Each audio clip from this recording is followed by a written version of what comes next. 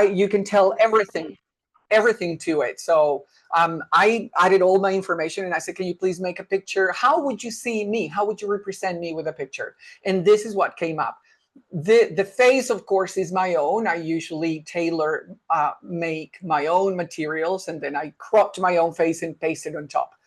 So my first question for you today, and I'm going to ask you to stretch your fingers because I want you to participate as much as possible. I don't want to lecture you. I want to see what you think. In the chat box, what do you think, if we need to be critical thinkers when using AI, what do you think could be wrong with this picture? In the chat box. There are no right or wrong answers. I just want to get as many people to participate as much as possible. What would you say could be wrong if you were critically looking at this picture that was produced with AI? Any ideas in the chat box? What do you think? Let me look at some words are misspelled. Wonderful, that's right, absolutely. So we can see that AI is not perfect, yes. Spelling of teacher, good. Plamen, Violeta, thank you. Rina, students copy and paste everything, true. Looking at the picture and looking at me, right? And thinking about that picture, what could be off in your idea, in your mind, looking at it? What do you think? I'm really curious to see if we can get there. Looking at the setting and the things in the picture, what do you think might be wrong with your leg? Also possible. That's right. Okay. Map of the world outside of the window. True. Okay. What about culturally? What about culturally? If you look at me, if you look at that, what do you think? All in one. Ganina. Sorry if I mispronounce your name. Ophelia, integration of past and present. Absolutely, Ophelia. Amina, too many flags. A white reader, I guess. Good. Thank you, Ophelia. Amina as well. Jenilyn. Emotionless. Various cultures. Fatima, we're getting close. It only takes one layer of your personality, which is one that shows. Abdullah, absolutely. Yes. Well, from my point of view, and this is something that we're already, asking teachers, and you've probably seen it on social media, we need to become critical thinkers. And from my own perspective, this picture is too white. I'm not white. I come from a mixed background. I have a disability, a physical disability. So it's not truly representative of who I am. Right? So very, very important that we also, whenever we create materials or use AI, that we're constantly thinking about that, critically thinking about the materials and making sure that our prompts reflect that perspective as well. So for example, in my prompts, I didn't create this picture. I just asked AI, based on what you know about me, can you make a picture that represents me? And this is what came up. But when creating materials, I make sure that in my prompts, I have DEI aligned prompts. Can anybody tell me in the chat box, what's DEI? Can we remember what it stands for? Very, very important in the world. I mean, it's always been important, but I guess more and more nowadays. In the chat box, let's see. DEI, making sure that you are plumbing, absolutely. Diversity, inclusion, and equality. Absolutely. I make sure that my prompts are DEI aligned. So I always ask, for example, I can see a group of students or teachers from diverse cultural backgrounds. I can see someone in a wheelchair.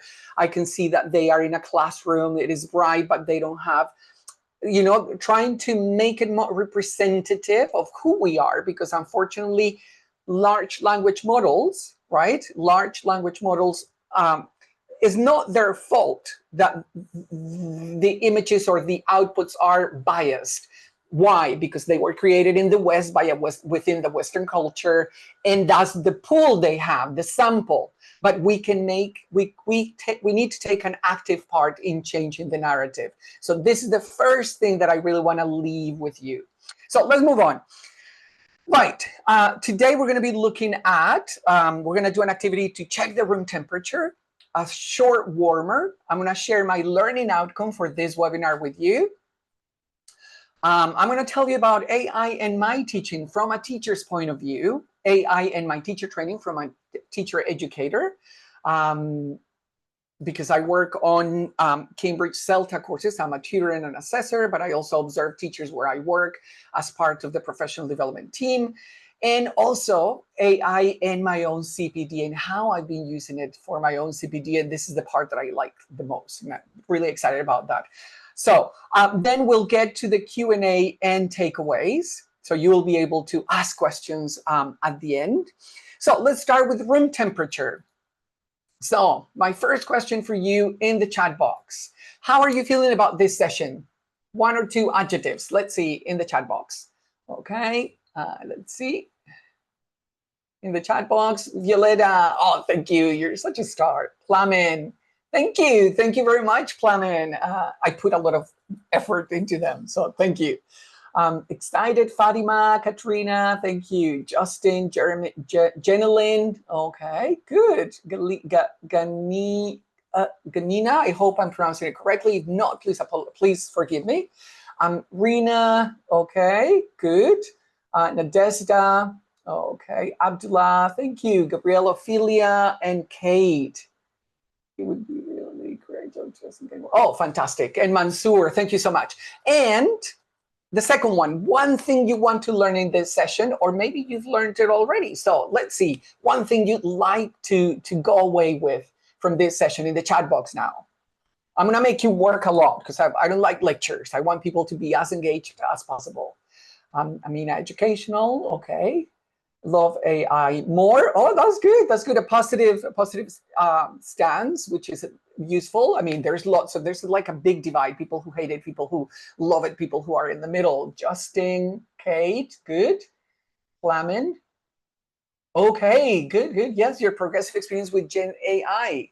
Katrina, okay. Oh, thank you. Nice. Abdullah. Ophelia, good. Yes, absolutely. So this is a great opportunity. That's why I was so excited to share with my peers to help and support one another. Proper use of AI. Rina, Jairo, thank you. Abdullah, fantastic. You are a wonderful audience. Thank you so much. Amina, good. So let's move on because time is ticking. Warmer, look at that picture and tell me in the chat box, do you think that's me? Yes, no, why not? And don't worry about making comments, the necessary comments in the chat box. So it's okay. Let's see in the chat box. Do you think that's me? Ethical use of AI. Okay, Katrina. No, because of how it was edited. Absolutely, yes. So as I said before, one of the issues with visuals, you may agree with me, is that we need to be very careful as teachers and whenever we use them because they can maybe copyright, so you have to check that they're copyright free. One of the things I like about AI is that I can create my own pictures, and for most of the pictures I basically have taken this picture of my face, cropped it very carefully so that I can paste it on top of most of my pictures whenever I use them. And my students appreciate that, and I like it. I think it's a personal touch that makes it different. For this particular image, I'm very proud because it's almost perfect here around the neck. Anyways, so that's an extra idea on how to tailor make your materials and not have to worry about copyright. So that's one of the ideas. Now, the warmer, what's your relationship with AI at the moment in the chat box? I want you to tell me, are you using it? Yes, how, no, why not? Very briefly, let's see what the feeling is in the house. Let's see, no, okay. Many Photoshop. Okay, thank you, Rina. Nadezhda, Mina, no, okay. Using it daily, okay, good. Armin.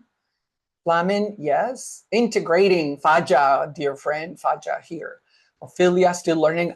Ophelia, we're all learning. It's just, we're all on our own journey. I started very early because I've always been very interested in technology, but the more I learn, the more I realize I don't know. So we're all learning. I mean, the first one that can say, oh, I know everything, it's definitely not going to be a good sign for that person.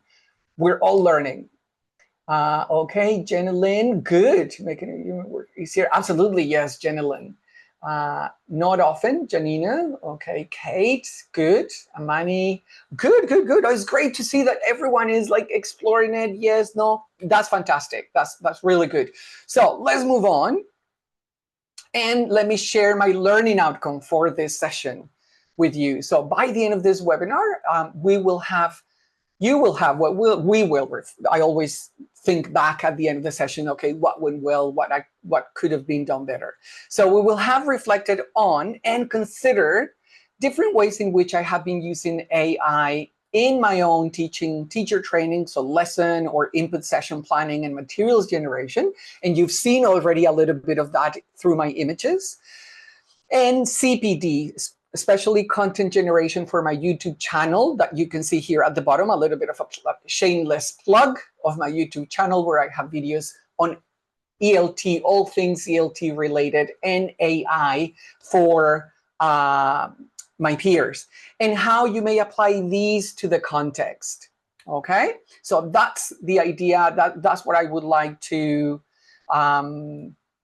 share, accomplish today. Now, in the chat box, thinking about AI in my teaching, I'm a teacher. What do you think those icons represent at the top?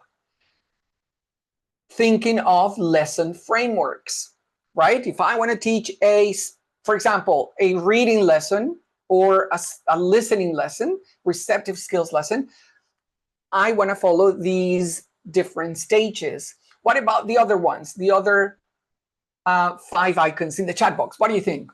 Amina, oh, okay, reading, listening, speaking, fantastic. Katerina, thank you. When you see me looking that way is because I'm looking at the chat box so that I can mention your name. I think it's super important. Thank you.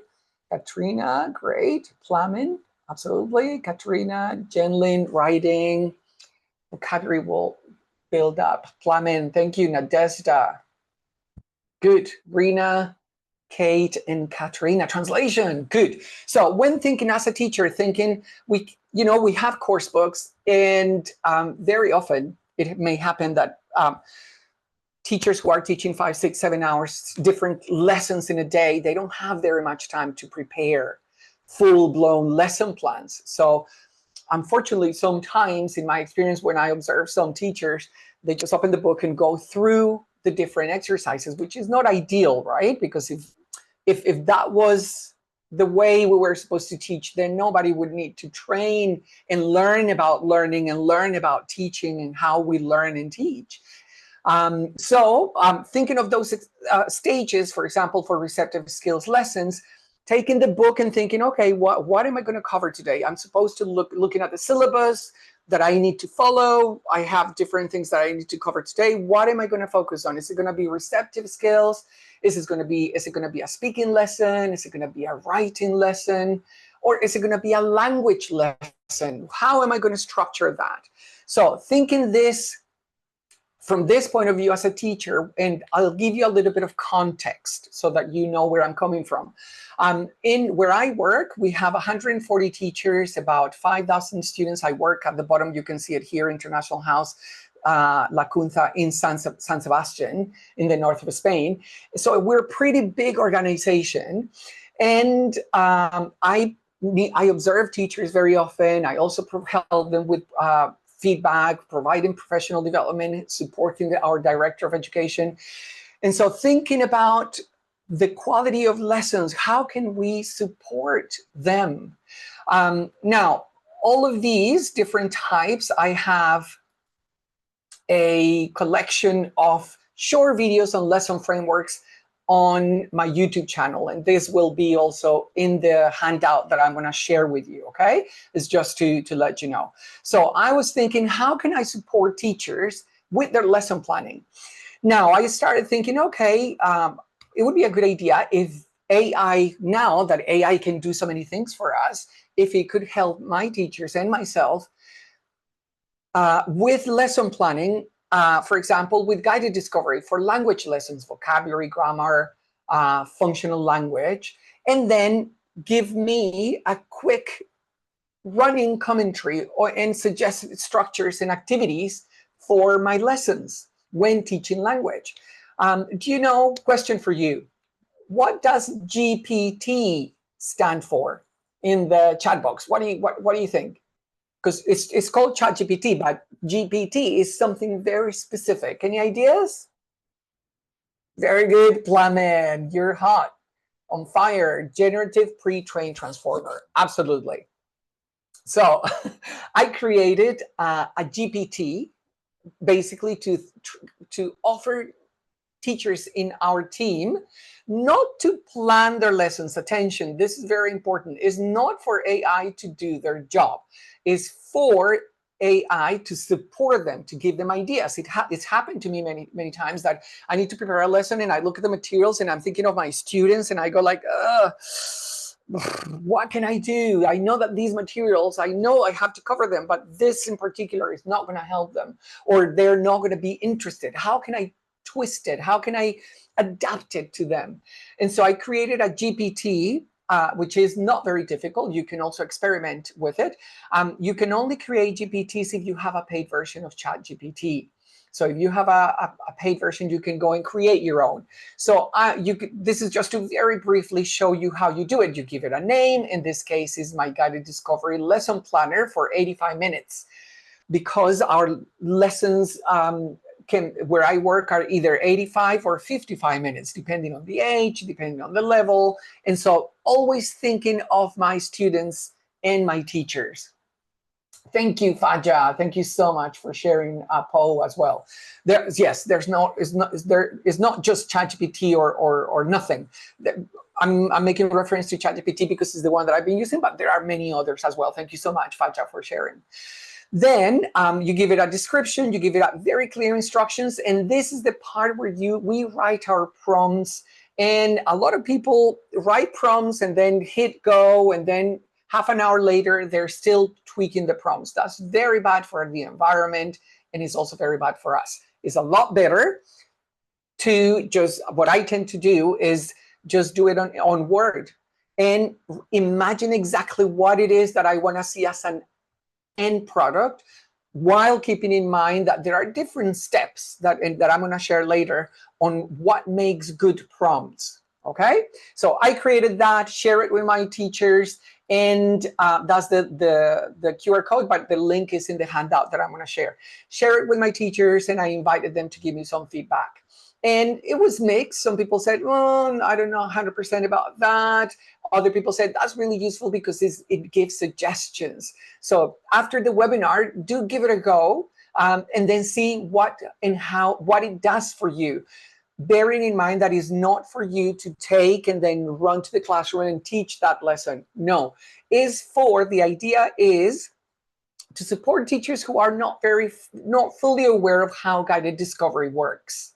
And then say, well, I want to involve my students more. I want to, but I'm not 100% sure what the stages of a guided discovery lesson are.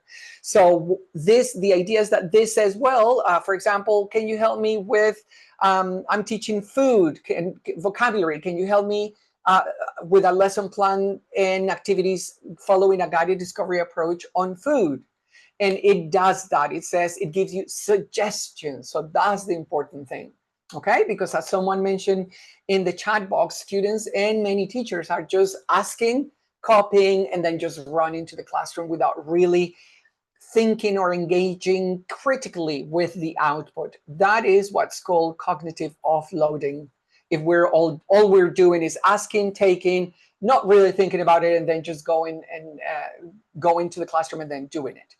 So this was one. Then someone said, yeah, but PPP, presentation practice production, is what I'm more comfortable with. Can you create one? So I went and started creating one as well. It was really good practice. I keep tweaking it whenever I receive feedback. This one is a lesson plan assistant to produce plans that follow a PPP approach and that are for 55-minute lessons. Same thing, share it with the teachers. Some teachers loved it.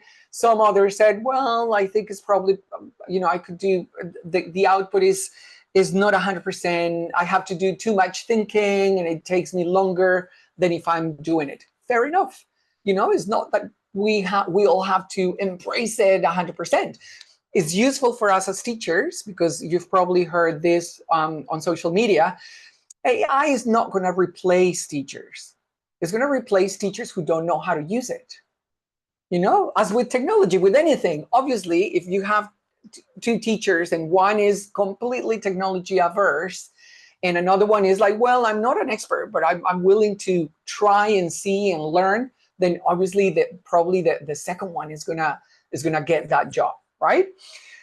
Something that I've been saying lately a lot, and it's become my motto: AI supports learning, but we teachers inspire it. And for me, that's really, really true. We are the ones who inspire teaching. We can use tools. This is the same thing as when interactive whiteboards came out. I don't know if you remember, maybe I'm the only older person here, but when they came out, we were like, oh, we're going to use interactive whiteboards. They're just a tool. Is what we do, is this connection in the rapport that we build with our students what really makes the difference, whether we use a little bit, zero, some, or a lot of technology and AI. Right, so this is work in progress. If you use it, please feel free to send me an email, contact me on social media and say, Robert, that is absolute bollocks. I don't like it because of A, B, C, D, so that we can engage in conversation. Okay, so if you don't like it, please tell me why, because then I can learn from you. If you like it, tell me also why, because then I may be able to tweak it or learn something from that. Okay, then following with my teaching, a teacher said, this is about a year ago, said, well, you've shared one for prepared TPP and guided discovery. Why not just one that plans any lesson, that makes suggestions for potential lesson plans of any type? So I went and did exactly the same thing. So you can plan receptive skills or language lessons using this ELT planner. It's free, it's ChatGPT. All you need is the link. The link will be in the handout. I don't get anything. So it's not that I'm, making publicity or advertising it because I get commissions or anything. No, it's just my work that I try always thinking of how I can support myself as a teacher and my teachers. Again, work in progress. If you have any feedback, please, please, please feel free to share it. Always being kind, okay? Remember, kindness is free. So don't be mean. The world is mean already. We don't need that. We need to support one another and grow together. Right, so that was the lesson planner and the 4 instructions that you can give it, even if you don't know anything, even if you don't know where to start. So these are conversation starters that you can just press. What's an example of a guided discovery lesson? Press to see what comes out, and you can start that conversation and that learning journey.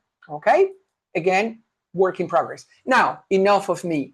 In the chat box, what do you think of GPTs like the ones I created to help inspire / provide support and ideas for teachers? Would you use them? Why not? In the chat box, very briefly, just to get how you're seeing things. Oh, thank you, Faja. Just saw your chat bot on Poe. Thank you so much for that, for sharing. So would you use any of the GPT like this one? Why not? How do you feel? In the chat box, let's see. Okay. True, yes, Fatima, same thing here. Very often, like I have a very creative job. I think we teachers have a very creative job because we're always thinking of 20 different students or 12 or 13 or 30 students. How am I going to engage them? How am I going to make them learn? How am I going to help them learn and use the language that we're giving them? And sometimes it's very easy to run out of ideas. Shows great you support teaching. Abdullah, okay, thank you. Yes, Faja, absolutely, personalized support. Rina, that's right. A shortcut to the expected output. It can help a lot. Violetta, that's right. I totally agree. Much easier and faster. And GPT draws from, that's right. That's right, Katerina, thank you. Yes, Jenna Lynn. And Kate, absolutely. So, it's like I'm not trying to sell anything. It's like some people may say, I had a teacher saying, that's rubbish. I don't like AI. I'm not going to use it. Fine. The world is was the saying, the spies of Oh, I can't think of what's the expression. The spice of the world is in its variety or something like that, right? I remember the Latin expression, in gustibus non discutendum est. So we all have, there's, we all have different flavors and different colors, and it's fine. Chris, I will use them. They probably help themselves as time, and people don't have to wait for the answer. They can contact you. Absolutely, yes, absolutely. Okay, so let's move on, because I can see time is ticking. Now, that was AI and I as a teacher. Now, AI and I as a teacher, educator, teacher trainer. I was asked to prepare. This is what, I think last year, or no, early on this year, because it's 2025. Yes, early on this year. Variety is the spice of life. Thank you, Plamen. I couldn't think of the right expression. Thank you so much. AI, I was asked to prepare 5 practical ways to record pronunciation in class for our students here in the north of Spain, where I work. In this region, people speak Spanish and they speak Basque as well. And so I don't speak Basque, very little. I've been learning for a while, and it's pretty difficult, but I can get by. And so I was asked to prepare this for our professional development program. And so I started with my learning outcomes for the session, and this is something I do even for my teaching. If I have my own class, or if I'm doing standby, anything I do, I start with my learning outcomes. There's a session that I do also on learning outcomes that I think is very useful. And I started with my learning outcomes for the session, just as I shared with you today the learning outcome for this webinar, to know exactly what it is that I wanted to do. I listed my own ways of recording pronunciation in class, as Ophelia mentioned, starting with my experience. How have I done it so far? Which ways I know that have been positive, and which ones have worked or not. Then I started writing AI prompts for suggestions. I had my own list, and then I started writing my prompt. I asked ChatGPT for 10 practical suggestions. And then I compared, selected, discarded, and checked the output with my own suggestions. And it was an eye-opener, because many of the suggestions were actually incorrect. Not just not practical, they were incorrect. Initially, I thought, okay, well, yes, that's possible, but I know Spanish. I speak fluent Spanish. English is my first language. Then thinking about the two and thinking how things worked, I was like, there's something wrong with that. In English, it doesn't sound like that. That's the incorrect terminology. It was giving me 3 examples for a minimal pair. We know that minimal pairs are 2, right? Are 2 words with just one single sound that is different. So that was the first sign. And this is to say, this process is for us as a warning. It's true. AI can make us lazy. A lot of people are saying that. You probably heard it. It can make us lazy if all I'm doing is asking the 10 practical suggestions. I take them and then I just go with it. I'm not thinking. I'm becoming lazy. But if we start with our own thinking, my own ways, my own writing, then I get the output, and then I do my own critical thinking. I checked whether that works or not for my context, for my students, whether it is correct or not. Then we are definitely not cognitively offloading. That's the term that I've heard recently a lot. When basically we stop thinking because we really rely on AI too much to start doing things that otherwise we would do normally. And it's very easy. It's very easy to fall into that trap. So we really need to keep vigilant and be critical about everything. That's why I started my session asking you about the picture. What do you think about this picture? What could be wrong culturally, aesthetically, in their writing, everything, right? Then I outlined the session when I felt I was happy. I selected the tools, other AI tool assistants for phonemic transcription.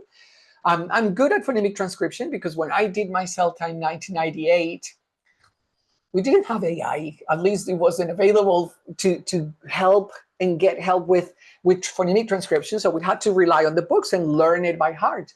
Then when I did my Delta in 2000, I remember this, there was this app, I think it was 2004 that came out, Sounds app, the Sounds app by Macmillan. And you can play with it and teach yourself how to do phonemic transcription using IPA. Very useful. And then create the sessions, the stations, the activities. Finally, go back to my learning outcomes, just as with the lessons. How does that all hang together? What's AI doing in support of my learning outcomes? I think that very often, in my experience observing teachers, is like with technology. It's all very flashy and great, but is it really supporting my main outcome, my main learning outcome, right? The important thing here as a AI, as a teacher educator for me, is this iterative cycle, is not relying on AI, is not taking it for granted, is not accepting everything it says, is going through this process and doing this and finding this support here at this stage, and then checking, comparing, selecting. This is probably the best part for me as a learner myself, because I am actually, I would say I've become more critical about things now with AI rather than the opposite, because I don't trust it. And so I'm constantly asking questions and asking myself questions. And I think that's the bit that is missing, that we need to be able to either to do ourselves as teachers and also have our students do it, right? Right, so this is pretty much how the presentation came together. And I was thinking of, because it was on pronunciation, I wanted to use phonemic transcription throughout the presentation for the teachers to think about it. Why is it important? How is Robert using it in the presentation? And also provide them two assistants, the two AI assistants, to help them with phonemic transcription. Teachers, we don't need to be expert phonemic transcriptors. We don't need that, but it is useful when teaching English. For example, phonemic transcriptions has helped me with my Italian, with my Spanish, with my French, because I know it and I know how to apply it. And when I hear something new, I make a mental note, and if I can, I also write it down, the transcription, so I know exactly how to then reproduce that sound. So it's useful as well. So with my teachers, then, can you write in the chat box the title, transcribe into English the title for this slide? Let's see. That's right, Faja. We'll use AI too much until we outgrow it. Absolutely. Absolutely. Yes. Just first was the calculator, then the projector, then interactive whiteboards. Now it's AI. I agree. So can anybody give it a go? There are no right or wrong answers. It's just to keep you engaged in the chat box. What's the title for that slide? Let's see. Useful phonemic transcription assistance. Very good. Yes, two useful. Very good, Chris. Absolutely fantastic. Well done. Two useful phonemic assistants. Now, the two that I've used, that I would recommend, the first one is to phonetics. The link is going to be in the handout for you. And it's pretty accurate. Again, you need to be careful because, for example, this is the one that I use for that slide, two useful phonemic transcription assistants, and that is the transcription down here. And it is pretty accurate. However, you need to be careful because if you need to focus on connected speech or segmentals, like progressive assimilation, regressive assimilation, it won't do it. You need to actually get it and then work it out yourself. So it's good, but definitely very accurate, but you need to bear that in mind, okay? So this is one. One that is a little bit more rudimentary, but still AI, is this IPA phonemic symbols. It's called the AI typewriter. Is IPA. And this is the one that I use for many years, and this is also why I'm probably quite confident with phonemic transcription, because I had to do it myself and then go and check in a dictionary or check in the apps app, in the Sounds app for Macmillan. I think I tried it the other day, and I think they stopped it for some reason, but you can always check it out. So those are the two for phonemic transcription. Now, in teacher education, something very important, especially for us here in Europe, is the fact that there is new legislation, and the EU is one of the pioneers in legislating AI. So for teachers, and this is, although it says EU, even if you're not in the EU, this is useful because other countries are now following, looking at it to be able to legislate AI as well. Okay, so some of the teachers, because we work with so many teachers, we were thinking, but what can I do as a teacher with AI? What can I do in the classroom? Can I use it in the classroom? Can I use it with everyone in the classroom? What about materials? Can I use materials that are published with an AI tool to use them in the classroom? I want you to think of these questions because I'm asking you on purpose. We're going to look at that before we finish, but this is important. And so I created an EU AI Act consultant for teachers. So very useful. The link will be there. Just you can ask questions. How is the EU AI Act relevant for me as a language teacher? What do I need to know? What do I need to be aware of to help, like to be informed? Remember that when we talk about law, the law doesn't admit ignorance, right? You cannot say, oh, I didn't know, so I did it, but I didn't know. Well, sorry, you have to pay if it is infringement of copyright. They're not going to say, oh, okay, you didn't know, so it's fine, right? So important to be informed. Then, to finish up AI and teaching and teacher training, constantly working with teachers and having, teachers say, oh, I'm having problems with my class and classroom management. I created a classroom whisperer, which is called Smart Classroom Tips for Teachers. The idea behind was I put a lot of research into it in my own experience so that teachers can ask a question. Sometimes, especially novice teachers, new teachers, they may not know how to handle a situation in the classroom with young learners, with teens, with adults, online, face-to-face, hybrid. There's so many contexts. So they can actually ask for ideas, suggestions. Again, I always tell teachers, these are suggestions. Don't take everything with a pinch of salt. For example, I'm having trouble with managing noise levels in my teenage class. It will give you a series of suggestions. And then depending on your context, you can say, well, my class is a group of students between 10 and 12 years of age. There's mostly boys or mostly girls, or 5 boys, 5 girls. The more information, the more specific and more detailed the prompt, the better the output. So this was also for teachers. Now, as a teacher or teacher trainer, those of you who are teacher trainers in the audience, I know my colleague Chris is, what are the pros and cons of using AI in this way? What do you think? I'm going to give you a minute to think about it. And even if you're not a teacher trainer, what do you think? What do you think are the pros and cons of using AI in this way, with a classroom whisperer, with a lesson planner, with the EU AI Act assistant? What would you say are the let's start with the pros first. What a few pros in the chat box, and I'm just going to keep an eye on the chat box. Thank you, Fatima. Yes, 2 useful phonemic transcript assistants. Better lesson plan. Yeah, I agree. I mean, a desktop, is ideas especially. Oh, yes, I could do that with my class, right? Pros, okay. It saves time, absolutely. Saves time, definitely. Understand. Yeah, absolutely. Yes, Abdullah, yes. And especially for people, for teachers. I mean, I remember when I started, I was like, oh, I want to try data discovery, but I'm not 100% sure what the stages are or how you do it. So I think this nowadays, I wish I had this tool 30 years ago when I started teaching, right? It's an assistant. It's like having a buddy if you don't have someone to ask. Mansoor, Samia, absolutely. Yeah. Nadezhda, Nancy, Ophelia, absolutely. Oh, yes, very important, Ophelia, teacher's well-being. It helps a lot. Faja, that's right.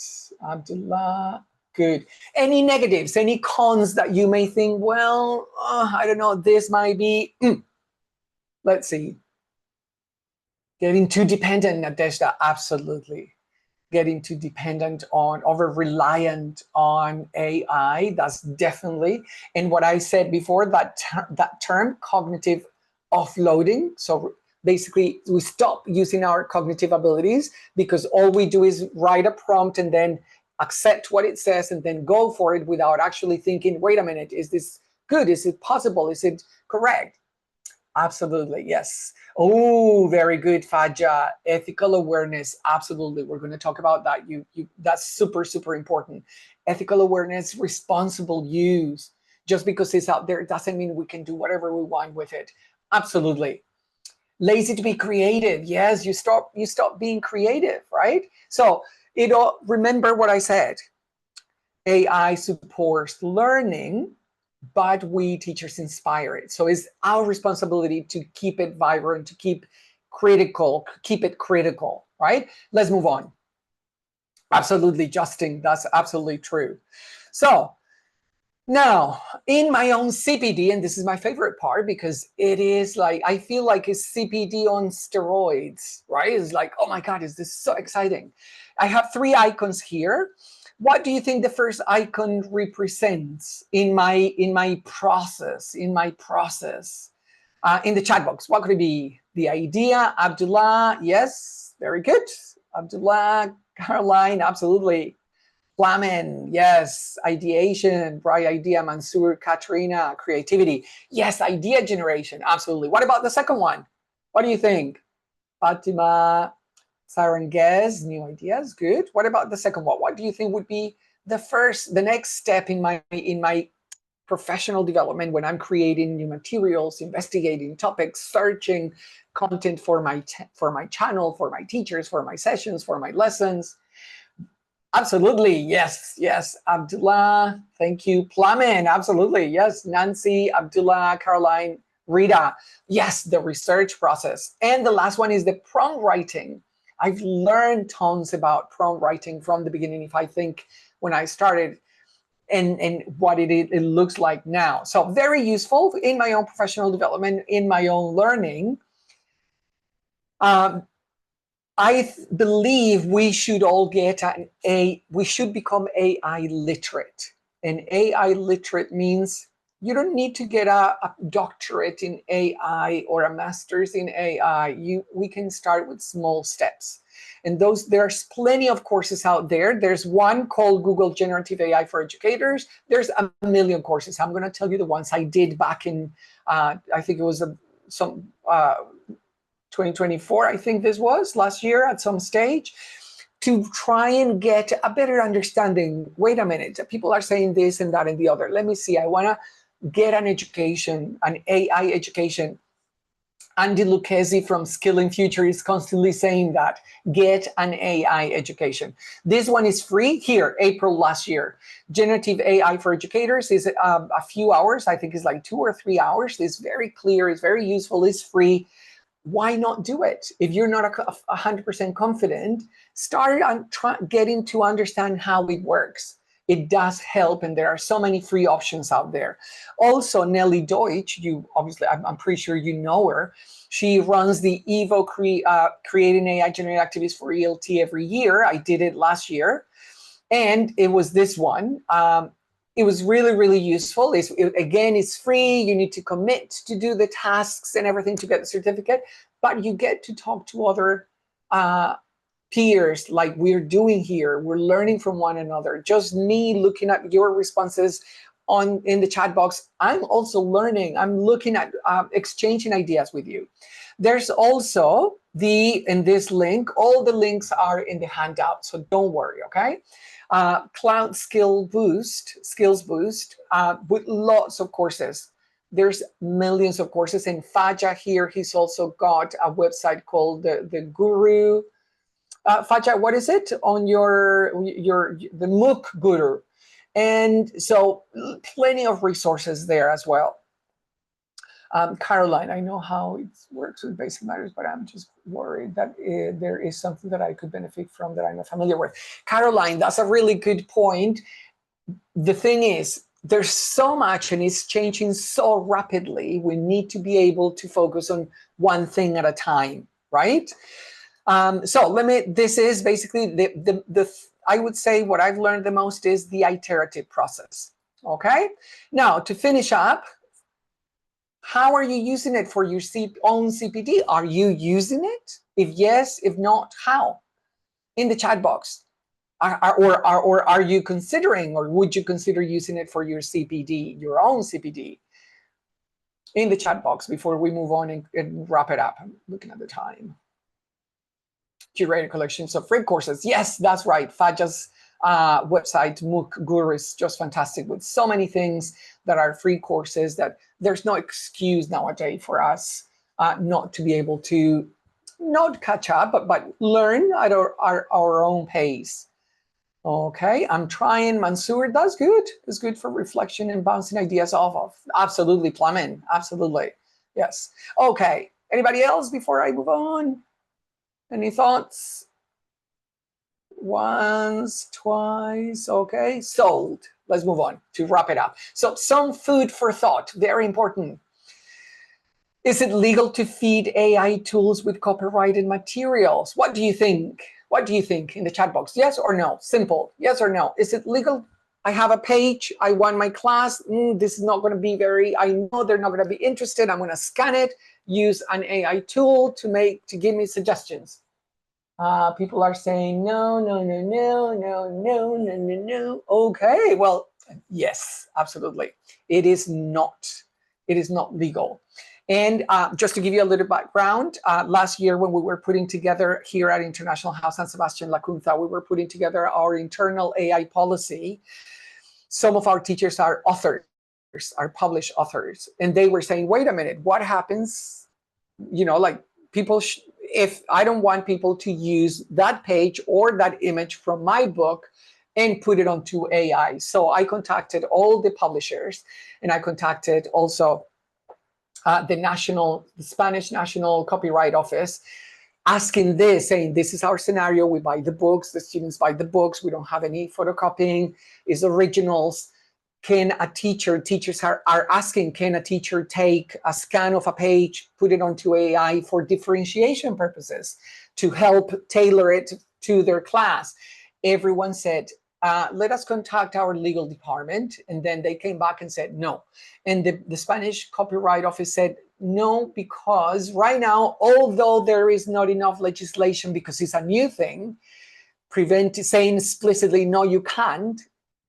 The concept is this, the legal concept is, if you scan something that is published and you put it onto the internet onto an AI tool, it's automatically being distributed. And that means copyright infringement, right? So a lot of teachers, and you've probably seen on Facebook and on different places, teachers saying, oh, I've done this and I've done that. And you go like, oh my God, you could get into trouble for doing that. Don't. So very important to think about that. That's why I create my own visuals. That's why I try and, be as creative as possible. And when I have no ideas, I ask for ideas. Now, my own takeaways, I'm going to share with you my own takeaways so as to get those brain juices flowing so that you can then share your own in the chat box. I think that AI is useful, but it is an assistant. It's not my boss, neither love it nor hate it. I really appreciate it. AI, I need to be critical about how I use it and the results I'm given. So note to self, check, check, check. Don't take it and run away. Don't take it and do it in the classroom without having read it and you are a teacher. You know your trade. And we know when something is not correct. And if in doubt, check. We don't want to be telling students the wrong information.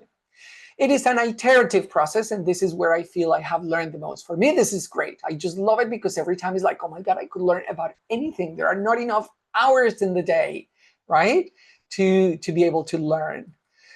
Good AI prompt writing skills are key. It is a steep learning process, but it is worth it. So check my AI prompt writing series on my YouTube channel. Another shameless plug again. And also, well, that QR code is there, but it's also in the handout. Make good referencing a routine to save you time and headaches. This is really, really important. So for example, you've seen all these icons that I use. They are from the Noun project. You can also use them for free. I have a paid subscription, and I don't need to reference them, but I do reference them all the same because I want to model that behavior for my students. Ideally, you should be doing this to say where it comes from. And also, if you are using AI, we should have an AI statement. For example, AI was used to generate an initial text or idea or presentation, which was then edited to match our context and the writer's own experience, the reference, and the link. This is for AI transparency that we should be modeling for our students. Check copyright laws before feeding other people's materials to AI tools. Once out there is not distribution. So if in doubt, don't put yourself at risk. And finally, in the chat box, what are you taking away from this session? One thing, share one thing you're taking away from this webinar. We're almost done. I just need to share this and my credits because I want to model it for you and for my students. What one thing you're taking away from this presentation? What is it from this webinar? Rina, copyrights, absolutely. Creative Commons is very good. You probably see it, look at the bottom right of the screen. I have my own license and it's free. It's called Creative Commons. Make sure that you check it out. It's really useful. Nadezhda, thank you. Nancy, thank you. Absolutely, yes. Violetta, oh, thank you, Violetta. You're such a star, such a sweetheart. Thank you for your support so much. Mansoor, absolutely. Good, I like that. It's here to help me not to delete me. I like that, Mansoor. Flamen, absolutely. Abdullah, Ophelia, thank you so much. Jenilyn, Amina, absolutely. Oh, Ganina, your YouTube channel to follow. 10 points for you. You're the star tonight. Thank you. AI's tools, Katerina and Rina and Fatima. Ah, nice. Kate. Absolutely. Thank you so much, everyone. So to finish up, and I do this before we look at the Q&A, please allow me to do what I do with my students when I use materials and if I create a presentation. I tell them we need to give credit, especially nowadays, because as you said, I think it was Ophelia, correct me if I'm wrong, at the beginning, students just copy and paste, and that's plagiarism. So all the images that you use, all the icons, not the images, the icons come from the Noun project.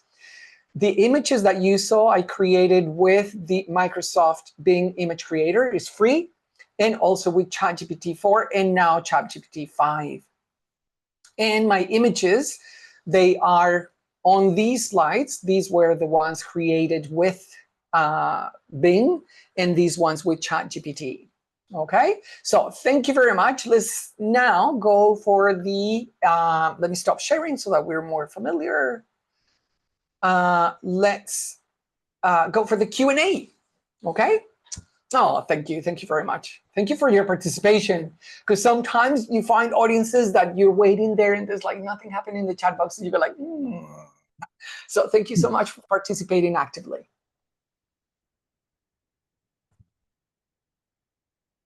Any questions? You can raise your hand and then we'll open the mic for you.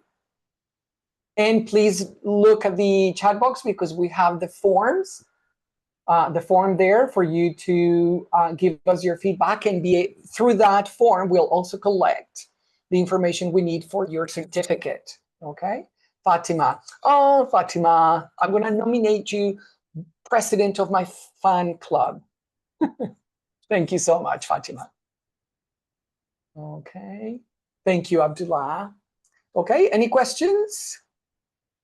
Let me see, I don't see any hands up.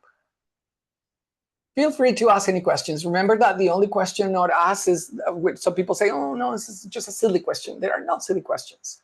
So feel free. Of course, if you don't have any, you don't have to, but I'm here for that.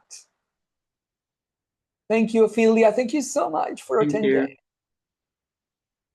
Okay. Oh, okay. Thank you, Violetta, Caroline. Oh, sorry. No, it's not Caroline. I'm dyslexic. It's Carlini. Kaolini. Oh, I'm sorry, I've been mispronouncing your name all the way through. I'm sorry about that. It's just from, like far away, my old age as well. Thank you. Kaolini. No, it is Caroline. Okay, sorry. Okay, Faja, thank you so much. What do you think of wrapper tools? Okay, Faja has a question. And Fatima as well.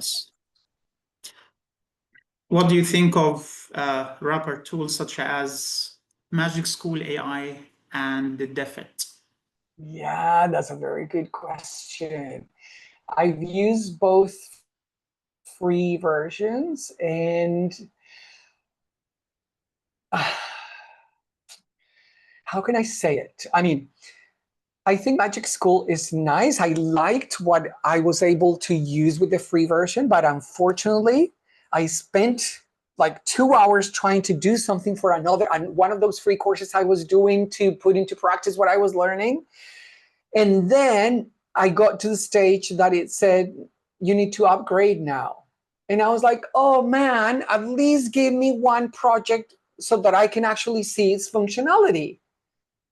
And so after 2 hours, I was really upset because it's like these people, and not just them, but most of the AI tools don't understand the teaching world.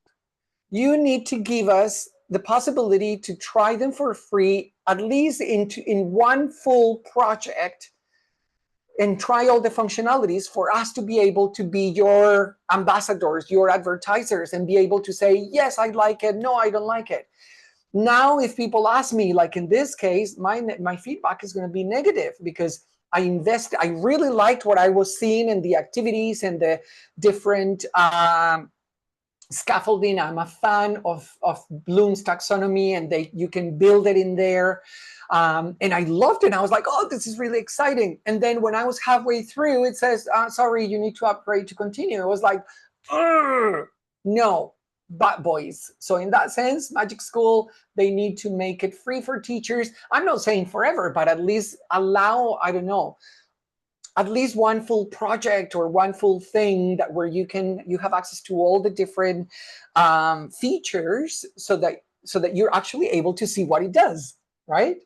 And with DFID, I think we have another question, Robert. Okay, yes, go on. Yeah, what are the ethical concerns surrounding AI and how should we address them? The question comes from Fatma Al-Habsi. Yeah, that's another very important question. I'm going to be giving a webinar on ethical AI use and responsible use. And basically, it is the idea, what's ethics? Ethics is what is morally right? It's basically what we should do in given a specific situation. And I think that the problem ethics, to me, it's especially with AI use, is linked to plagiarism automatically, because people take things, use them, put them out there without even thinking that that material was created by someone, and it's probably they're making their living out of that. So can I do that? Would I do that? Photocopy a book and then give it out to 1 million people? I can't do that. So I think that very often we're in such a rush to do things and explore things that we don't think about whether what we're doing is actually useful or not. And that is, ethics covers such a wide range of aspects. The AI prompt writing that I mentioned before AI is not very good for the environment because it consumes a lot of electricity and water to produce it. So how can I minimize? Still want to use it, but what can I do? Well, don't write 1 million prompts that are one-liners, right? Just write one, spend 15. Usually my average time writing a prompt, and usually the length is like half a page or 3/4 of a Word document. When I write a prompt, now it usually works only once. I don't need to keep going back and forth. So being aware of these little things, I think we can still make use of AI in an ethical and responsible way. Yeah, we have one more question from Blamen. What is your approach to helping your EAL learners develop their AI literacy? Oh, that's a very, very good question. It's a very important question because I think the problem is right now, it's always been the same with teachers. Some technology comes along and then we have to catch up to be able to then go and take it to the classroom. And nowadays, very often, it's true, students are using it, but they're not AI literate. Just because they're using ChatGPT to answer questions from a school doesn't mean they know how to use it. And so, in my context, what we're doing is we're trying to help teachers first, help them become AI literate first, so that when they address things in the classroom, they know how to address them. If they decide that they want to use AI in the classroom, then they're aware of the fact that there are age limitations, that if they go below 13, then we need to get consent from the parents, they need to know that AI tools collect data, so there's an issue of privacy. Do they know what's the amount of data that tool is collecting about them and their students? So I don't think very many people are thinking about these things, and they're really, really important, right? So I think in my humble opinion, it is, we need to become AI literate before we can help others. It's like when you're on the plane and they're giving instructions. Put your own mask first before attempting to put the mask on other people. So if we don't know what's going on, how can we tell students in class who may be or not more knowledgeable about it, how to do it? Okay. I think that's it. Thank you very much, Robert. Please, everyone, don't forget to fill out the form, okay, so that you can get your certificates. Your certificates should be ready within 2 weeks. We're sorry for the amount it takes to create your certificates, but this is how it works. Thank you very much, Robert, for the insightful very useful session. Thanks, everybody, for your participation. Ram, I think you have already shared the link, right? Do I need to share it again? I need to Could you please share it again, the Ram, handout. please? And what happened? Okay, here it is. I'm going to share it again. So here is the link. I shared the link again for the webinar, for the feedback. Sorry to interrupt. No. Some of the participants have received the notification that we're sorry to report that something went wrong with the certification. Don't worry, we've received your request and they will be issued in turn, as Dr. Waleed mentioned, within the next 2 weeks, inshallah. So no worries, just make sure that you fill it out and click submit. Even if you get the error message, we've still received your request and we'll be working on it. Okay. Okay, and I'm sharing in the chat box the PDF that I mentioned. I just remembered, with all the links. Sharing another link to our page. If you are interested to become a member of the AID SIG group, so you're most welcome to fill out the form that I am right now attaching, okay, to our membership. Okay, so here is the link. So I just shared the link in the chat. So if you'd like to become a member, we will be very happy to have you. We are looking to increase and add more members to our group. So you are more than welcome to join us. Please fill in that form. Okay.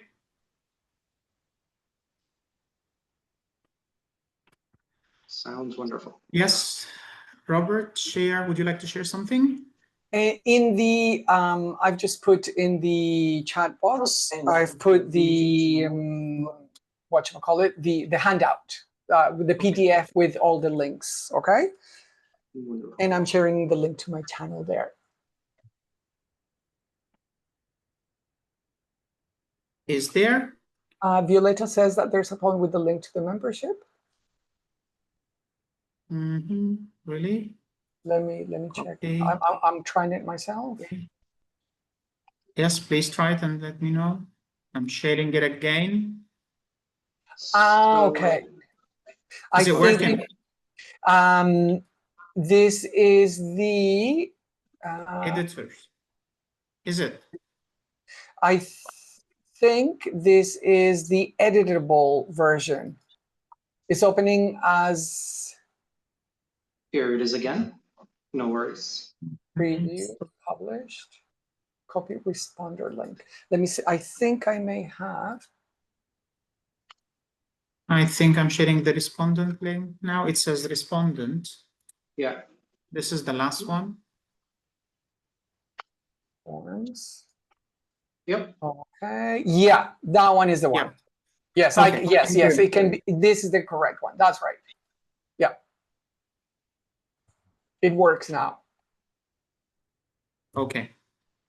Change the questions, please. Okay, let me see. Change the questions. Which questions, Violet? Violetta? Because there's an email address there already. Nadesta is the name, and Daza too. So yes, it needs. We need to clear it and start and reshare it, or just clear it because it. I think it was filled in incorrectly. The previous one because it was edited. Someone, from the editing, somebody had the editing right and changed it. So bear with us for a couple of seconds. This is about technology, technology glitches. So we did it on purpose so that you could see how it is, things that happen. So bear with us in a second, for a second, please. Okay. Somebody, this brother from Tajikistan is filling it out with, he's changing. Just 1 second. It did, yes, because it was there was a link there that made it okay. What was the second question? The second email. Let me go back here to the questions I created. That's right.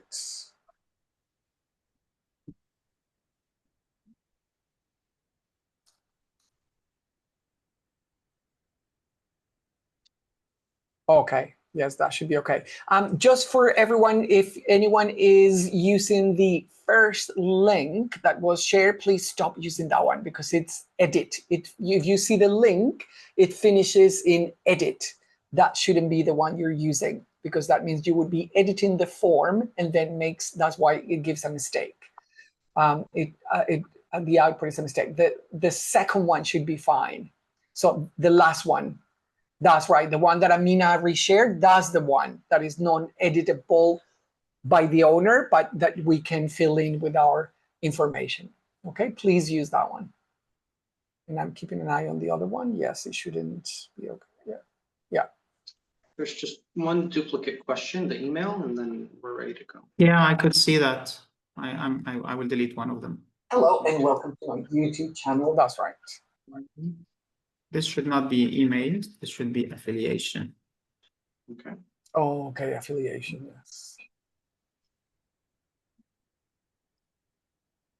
Yeah, everything's fine now. Okay, good, great.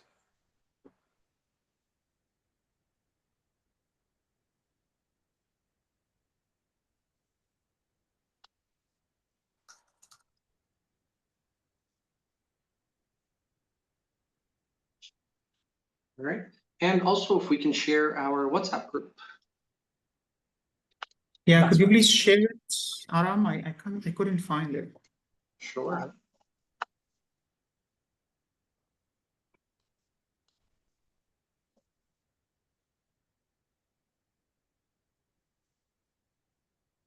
And it should be here.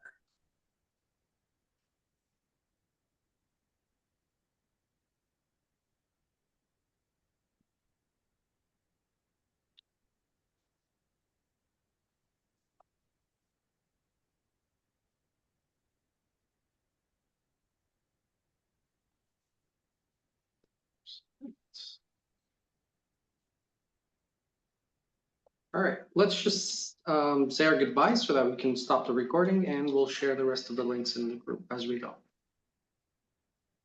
Oh, okay. I'm getting them. Thank you, Abdullah. Thanks, Violetta.